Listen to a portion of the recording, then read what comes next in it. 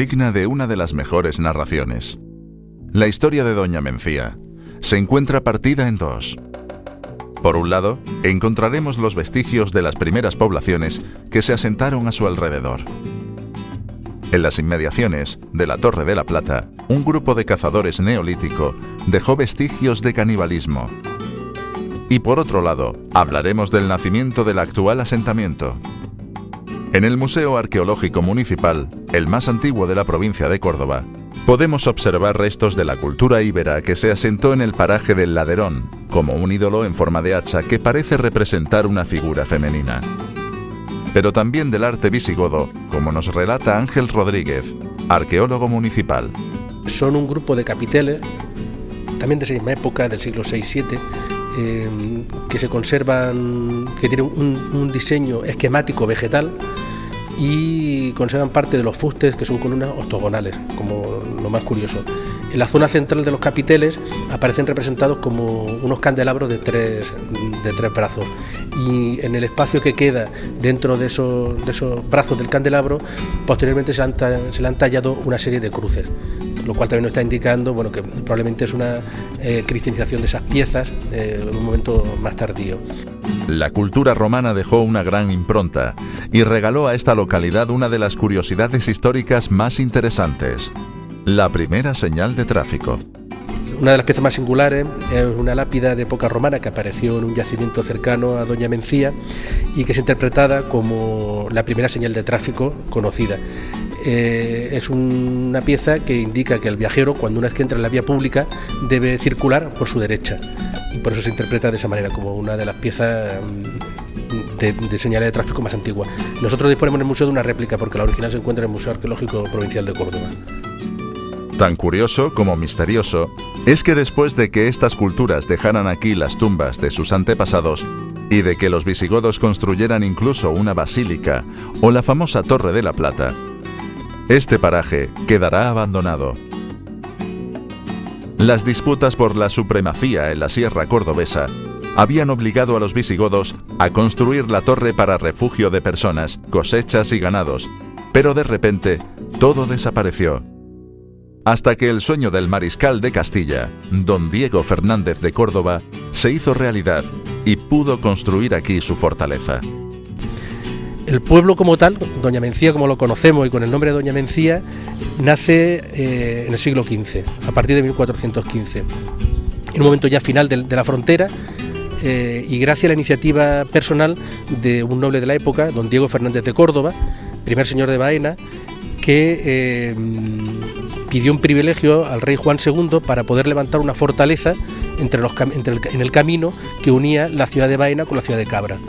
Los motivos que da en su época para pedir ese privilegio para construir un castillo es que ante la proximidad de la frontera, los musulmanes, en las razias, es decir, en las incursiones violentas que hacían sobre el territorio, asaltaban los campos, talaban las cosechas, secuestraban a las personas y se llevaban los ganados. Para garantizar toda esa seguridad, pide ese permiso para construir la fortaleza. La fortaleza se construye y se levanta en lo que hoy es Doña Mencía, que es donde estamos viendo básicamente lo que estamos viendo a mis espaldas, que tenemos una visión intramuros. Por tanto, el castillo es el primer hecho importante arquitectónico que se construye en Doña Mencía, y es de 1415. Poco después, el mariscal pediría de nuevo privilegio, esta vez para que los 20 primeros habitantes que llegaran a las inmediaciones de la fortaleza no pagaran impuestos.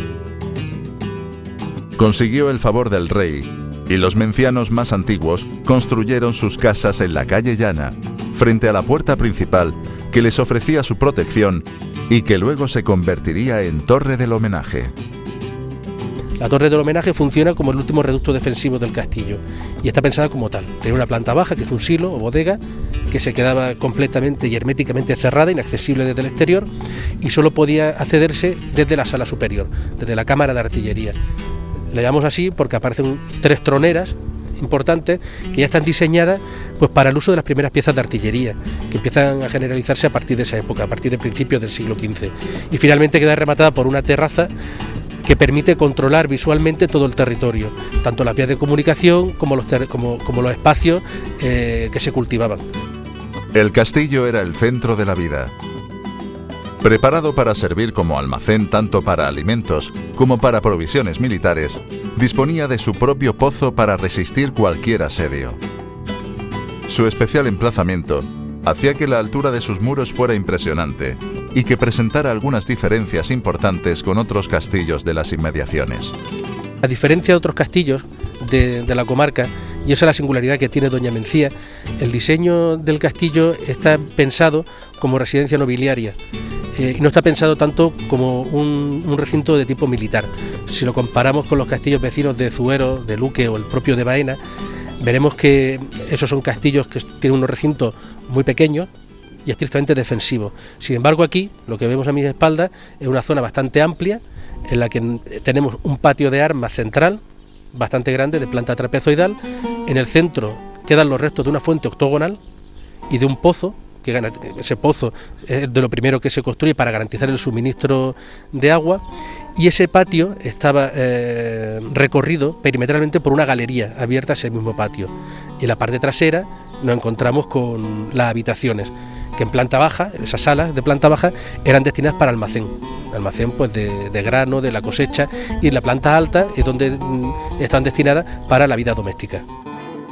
El avance de las tropas católicas y la conquista del Reino de Granada permitiría un importante crecimiento demográfico y la configuración en forma de almendra de las calles. Muchos de ustedes se preguntarán, ¿por qué eligieron el nombre de Doña Mencía? Sí, Doña Mencía de Haro, esta mujer jugó un papel de cierta relevancia en el siglo XIII en la defensa de una fortaleza muy cercana, que era la de Martos. Y probablemente Diego Fernández de Córdoba, 200 años después, un poquito menos, en 1415, cuando funda el castillo, probablemente le dio el nombre de Doña Mencía en recuerdo a esa figura mítica en la Edad Media. Una vez inmersos en un periodo de paz, llegaría el momento de construir templos para la fe cristiana.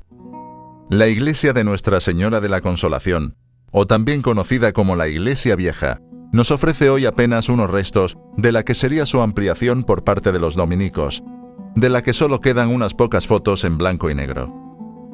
Un incendio se llevó la mayor parte del edificio y su valioso retablo.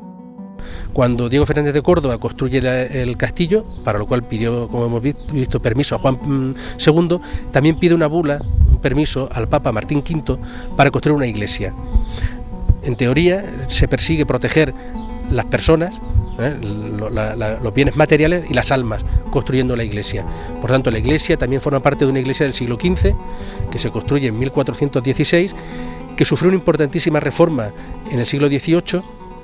Vamos a ver lo que nos queda de su fachada, y que tenía un importante retablo y importantes piezas de época barroca, pero que se incendió a principios de los años 30. Toda vez que el pórtico y la tumba de uno de los patronos que costearon sus gastos es lo único que el incendio dejó en pie, el ayuntamiento lo convirtió en un espacio abierto para el ocio.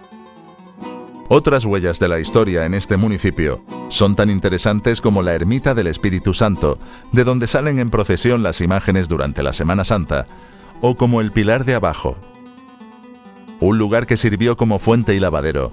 Es muy conocida la narración de Juan Valera sobre este lugar, en la que explica que hasta en los rigores del invierno, las mujeres lavaban remangadas las enaguas hasta los muslos y metidas en el agua hasta las rodillas. Gracias al gran escritor nacido en la vecina Cabra, podemos conocer en profundidad más detalles sobre la vida de esta localidad. Perderse por sus calles e ir leyendo estos carteles con citas de Juanita la Larga no es solo un placer. Es una inagotable fuente de interesantísima información que nos habla del amor que el escritor sentía hacia esta localidad, nacida de un sueño, de una visión.